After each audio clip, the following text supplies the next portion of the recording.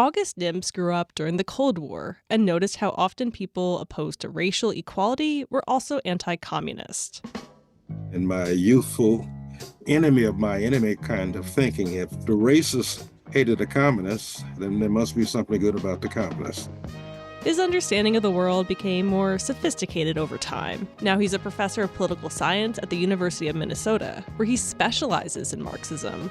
He's also the author of the book The Ballad, the Streets, or Both, From Marx and Engels to Lenin and the October Revolution. At a very early age, it became clear to me that something radical, something fundamental had to be done in order to address racial inequality in the United States. Exercising the right to vote is not exactly considered radical, but it can sometimes be portrayed as the most important thing, a matter of life or death. Like in 1964, when incumbent Democratic President Lyndon B. Johnson was running against the Republican Senator Barry Goldwater. In a Johnson TV ad from that year, a little girl plucks daisy petals in a field, counting down to a nuclear explosion. 10, 9. The message? Beware. Goldwater could lead the country into a nuclear war. Voting for the right person could save mankind. Vote for President Johnson on November 3rd. The stakes are too high for you to stay home. Nims doesn't buy that voting in itself, often a decision between the lesser of two evils, is exercising political power. We're exercising an important democratic right to register a preference. Registering a preference should not be confused with the actual exercise of power. Power means to impose one's will.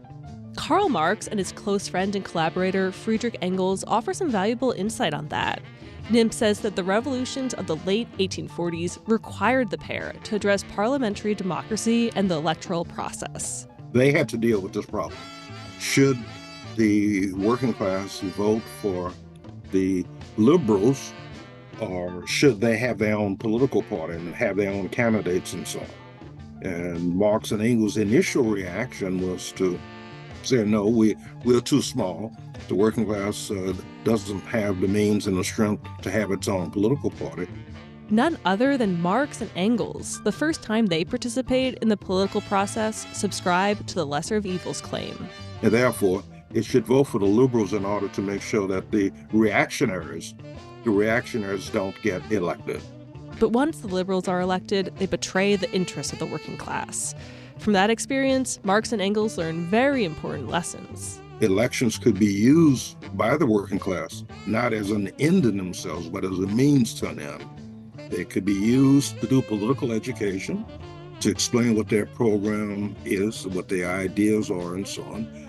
And secondly, elections could be extremely important to determine where the strength of the working class is and what sectors of the population are voting for the working class candidates. And taking the temperature of the working class is important for that day when the revolution comes. Vladimir Lenin, founder of the Communist Party, understood what Marx and Engels were getting at. For about a decade before the Russian Revolution, Lenin led the Bolsheviks in electoral work. That 10-year experience, I argue, was indispensable, using Lenin's own words, indispensable in understanding why the Bolsheviks were able to do what they did in 1917. So for students of Marx, the electoral process is important for political education, but it's not the most important thing. A means to an end, not the end itself. For Marx and Engels, their view was that it wasn't enough to be outraged by evil and immoral things. The question is, how do you deal with it? In 1965, President Johnson signed the Voting Rights Act, prohibiting racial discrimination in voting. But that only came in response to the masses taking to the streets and demanding this right. In the streets, on the picket lines, on the barricades, Nims says, is where real power is exercised. Long live the revolution! For Philosophy Talk, I'm Holly J. McDede. And long